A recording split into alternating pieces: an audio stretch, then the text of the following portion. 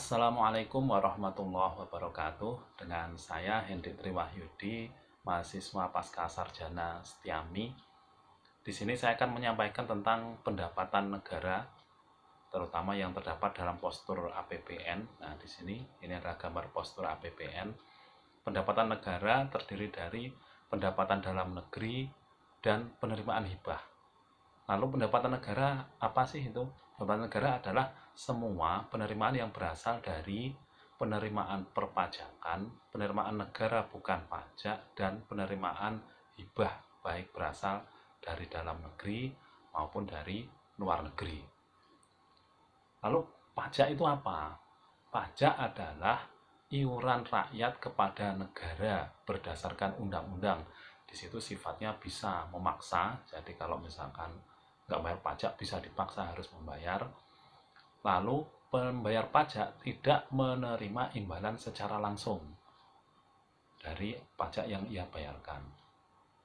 Nah, pajak ini terdiri dari pendapatan pajak dalam negeri dan pendapatan pajak perdagangan internasional. Kalau dalam negeri kita biasa melihat mengenal tentang PPN, PPH, lalu PPNBM, terus pajak bumi dan bangunan. Kalau kita punya tanah, kita membayar pajak bumi dan bangunan, nanti itu di Pemda. PPH kalau misalkan Bapak Ibu kerja di swasta, nanti kan gajinya dipotong PPH. Pegawai negeri juga gitu, dipotong PPH. Kalau PPN, biasanya Bapak Ibu misalkan beli di setruk itu ada tulisan PPN 10%. Nah, itu ada PPN, itu nanti akan masuk ke kas negara. Lalu ada juga pajak perdagangan internasional. Di situ ada pajak bea masuk dan pajak bea keluar. Kalau bea masuk, misalkan sekarang lagi sepeda, Bapak Ibu impor sepeda dari Inggris yang katanya mahal itu. Di sana sebenarnya nggak terlalu mahal, tapi karena ada bea masuk, nah itu akan menjadi penambahan harga, akhirnya menjadi mahal.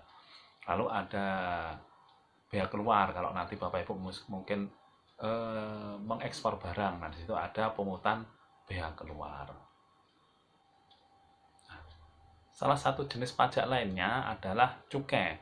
Nah, kita selama ini sering dengar cukai itu kalau ada rokok atau alkohol gitu ya. Nah, maksudnya cukai adalah untuk membatasi barang-barang tadi.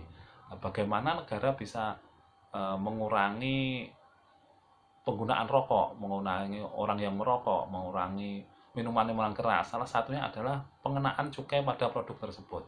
Dengan adanya cukai, otomatis harga akan naik. Otomatis karena kemarin cukai juga dinaikkan tinggi ya. Dengan harga yang tinggi, diharapkan masyarakat tidak membeli dan peredarannya itu berkurang. Jadi yang diharapkan masyarakat menjadi sehat gitu ya. Lalu selanjutnya kita bahas tentang PNBP, penerimaan negara bukan pajak. PNBP adalah pungutan yang dibayar oleh orang pribadi atau badan yang memperoleh manfaat secara langsung maupun tidak langsung atas layanan yang diberikan oleh pemerintah dan penggunaan sumber daya yang digunakan oleh orang pribadi atau badan tersebut. Nah, sebagai contoh, itu ada penerimaan SDA, sumber daya alam. Misalkan perusahaan menambang migas atau menambang nikel atau batu bara atau emas. Nah, di situ karena menambang di bumi Indonesia, di situ ada bagian dari negara. Nah, itu nanti perusahaan harus membayar sejumlah uang untuk PNBP dan masuk ke kas negara. Nah, itu penerimaan dari penggunaan sumber daya alam. Lalu selanjutnya adalah pendapatan bagian laba dari BUMN. Nah, pemerintah memiliki saham mayoritas dalam BUMN tersebut. BUMN tujuan utamanya adalah mencari laba. Nah, laba nanti karena pemerintah memiliki saham di situ yang sebagian besarnya adalah saham pemerintah, otomatis pemerintah mendapatkan bagian laba dari BUMN. Nah, nanti disetor kas negara. Itu bagian laba BUMN. Terus selanjutnya adalah PNBP lainnya. Kalau di masyarakat kita sering mengenal contohnya adalah SIM. Kalau misalnya kita mengurus SIM, kita harus membayar sejumlah uang.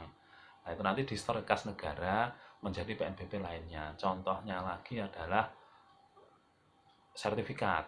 Misalkan kita mengurus sertifikat. Nah, itu nanti kita membayar sejumlah uang, nanti untuk biaya ukur, biaya pembuatan sertifikat, itu nanti uangnya itu merupakan PNBP lainnya masuk ke kas negara. Selanjutnya adalah pendapatan badan layanan umum. Kalau di masyarakat kita sering melihat atau mengenal rumah sakit yang sudah BLU, rumah sakit dan pendidikan universitas, universitas negeri dan rumah sakit negeri. Di situ nanti kalau Bapak Ibu bayar obat itu nanti atau jasa dokter bayar di kasirnya itu akan menjadi penerimaan negara bukan pajak sebagai pendapatan BLU.